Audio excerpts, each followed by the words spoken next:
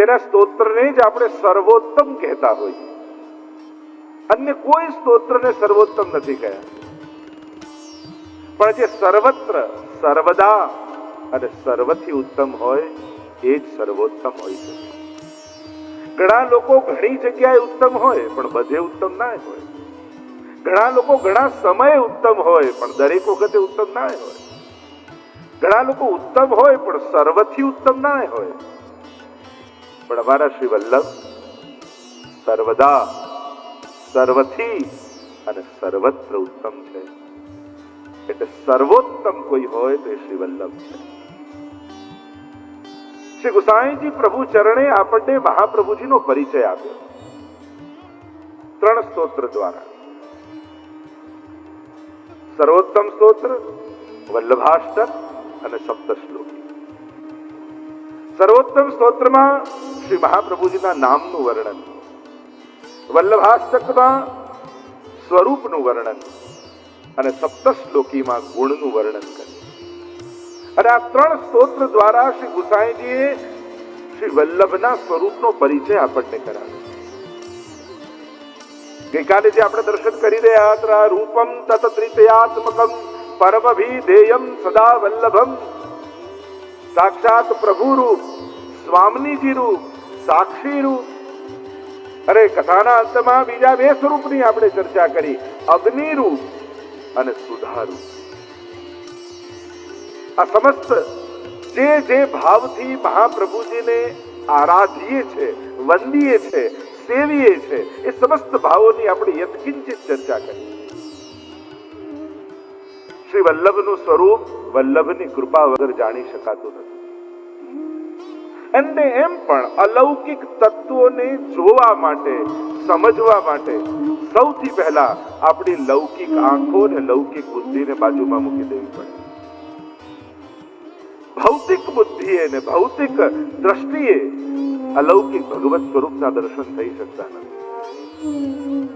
એટલે તો 41 પદમાં પણ નૈન ભર દેખ અબ ભાનુ તનયા. હવે જો યમુનાજીને તમારી આંખે જોવા જાઓ તો વહેતું જળ જ દેખાય, નદી જ દેખાય. પણ જ્યારે મહાપ્રભુજીના યમુનાષ્ટકનો પાઠ કર્યો હોય, યમુનાષ્ટકને સમજવાનો પ્રયાસ કર્યો હોય, 41 પદોને ગાયા હોય, 41 પદોને સમજવાનો પ્રયાસ કર્યો હોય, અને એ વૈષ્ણવ જ્યારે યમુના કાંઠે જઈને ઉભો રહે, ત્યારે એને યમુનાજીનો કાંઠો કાંઠો ન લાગે, યમુનાજીની ગોદ લાગે. યમુનાજીની લહેરો લહેરો ન લાગે, એ યમુનાજીની પૂજાઓ લાગે. યમુનાજીના જ્યારે મહાપ્રભુજીના નેત્રોથી દર્શન કરો છો, ત્યારે જ એના આદિ દૈવિક સ્વરૂપના દર્શન થાય. આ વ્રજમંડળનું પણ જ્યારે પણ શ્રી વલ્લભની દ્રષ્ટિએ દર્શન કરો, એટલે જ જ્યારે મહાપ્રભુજીની વંદના આપણે કરતા હોઈએ, ગુરુ વંદના, ત્યારે કઈ અજ્ઞાન તિમિરાંધસ્ય જ્ઞાનાંજન શુલાકયા. અજ્ઞાનથી અંધ બનેલી આંખોને જે જ્ઞાનનું અંજન આંજે છે. તો જ્ઞાનનું અંજન એટલે શું? કોઈ આપણને કઈ શીખવાડી દે, ભણાવી દે, ગોખાવી દે, એ જ્ઞાન કહેવાય? શિક્ષક અને ગુરુમાં ફરક શું? જે બુદ્ધિની ભૂખને સંતોષે એ શિક્ષક, અને જે આત્માની ભૂખને સંતોષે એ ગુરુ છે. શિક્ષક ઘણા હોઈ શકે, જે વિદ્યા ભણો એના શિક્ષક કોઈ હોય, અને પ્રાય એમને ગુરુ રૂપે પણ આપણે સમાન શબ્દોને કારણે ઉચ્ચારણ કરતા હોઈએ છીએ. પણ સાચા અર્થમાં ગુરુ એ છે જે અજ્ઞાનના પડદાને ફાડી નાખે. અનંત જન્મોનું જે અજ્ઞાન ચિત્તમાં વ્યાપેલું છે, એને પોતાના જ્ઞાન અને ભાવના અંજનથી, પોતાના આશીર્વાદ અને કૃપાના અંજનથી એવી દ્રષ્ટિ આપે કે જે જોવું જોઈએ એ દેખાવા લાગે, જે છે દેખાવા લાગે. આપણને તો જે દેખાય છે એ જોઈને આવીએ છીએ, જે છે એ જોઈને નથી આવતા. આપણી લૌકિક અને ભૌતિક આંખો જે જુએ એ જોઈને આવી જઈએ. એટલે તમે તો દર્શન કર્યું તમારા આંખોના પ્રદર્શન, તમારી આંખોએ જે પ્રદર્શિત કર્યું એ દેખ્યું. મૂળ રૂપે જે સ્વરૂપે બિરાજે છે એ સ્વરૂપના દર્શન ન થયા ત્યાં સુધી ઝાંખી થઈ પણ દર્શન થયા ન કહેવાય. અને એટલા માટે શ્રી ગુસાઈજી પ્રભુ ચરણ મહાપ્રભુજીને સમજવા માટે આપણી બુદ્ધિ આપણી વાણી કામ ન લાગે, ગુસાઈજી પાસે બેસવું પડે, ગોકુલનાથજી પાસે બેસવું પડે, હરિરાયજી અષ્ટ સખા પાસે બેસવું પડે અને પૂછવું પડે श्री वल्लभ कौन है। दवलाजी के पास जाकर बैठना પડે અને એ જ્યારે આપણે પદ્મનાભદાસજી પાસે જઈને બેસવું પડે। અને આવા અલૌકિક મહાપુરુષોનો એટલે કે કહેવાનો મારો અર્થ, જે ગ્રંથ લઈને આપણે બેઠા હોઈએ એ ગ્રંથના રચયિતાના ભાવના લેવલ પર ન આવીએ ત્યાં સુધી એ ગ્રંથને પૂરો ન્યાય ન આપી શકાય। એ કયા સ્તર ઉપર બેસીને ગાઈ રહ્યા છે હરિરાયજી, એમના ભાવની કક્ષા શું છે, એમના મુખે જ્યારે વલ્લભ શબ્દ નીકળે છે ત્યારે આંખોમાંથી કેટલા અશ્રુ વહે, એમના મુખમાંથી જ્યારે વલ્લભ શબ્દ નીકળે છે ત્યારે એમના રૂવાડે રૂવાડે કેવો રોમાંચ થાય છે એ આપણને અનુભવાતો નથી।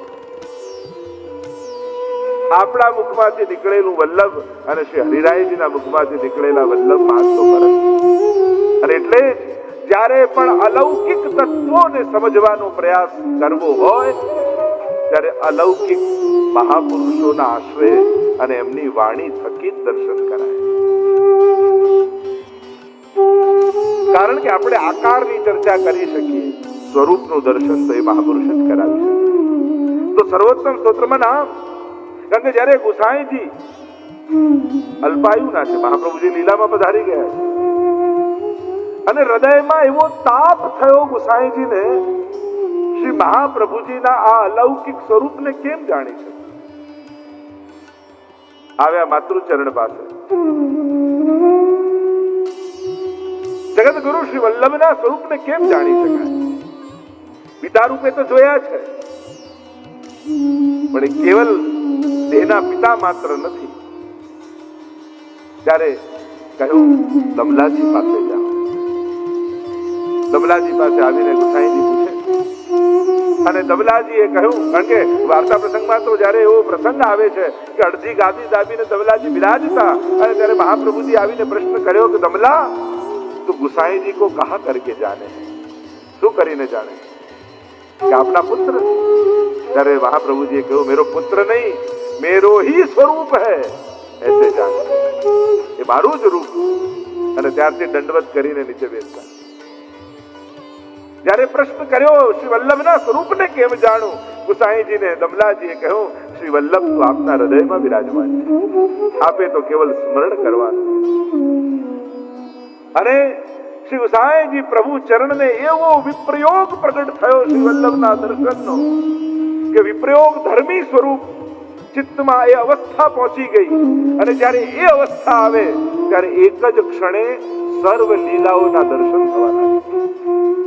એવો તાપ ગુસાઈજીના હૃદયમાં પ્રગટ થયો, કારણ કે સ્વરૂપોની ઘણી ચર્ચા, વિપ્રયોગ ધર્મ સ્વરૂપ, વિપ્રયોગ ધર્મી સ્વરૂપ, સંયોગ ધર્મ સ્વરૂપ, સંયોગ ધર્મી સ્વરૂપ અને પરમાવસ્થા વિપ્રયોગ ધર્મી સ્વરૂપનો એવો અનુભવ ગુસાઈજીને થયો।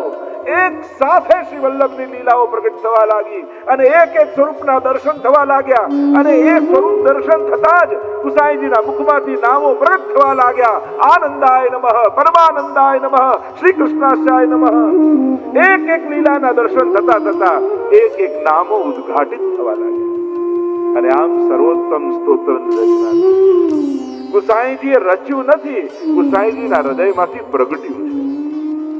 રચનામાં તો રચયિતાનો પ્રભાવ હોય, પ્રાગટ્યમાં તો જેના માટે ગવાતું હોય એ પોતે શબ્દ રૂપે પ્રગટે।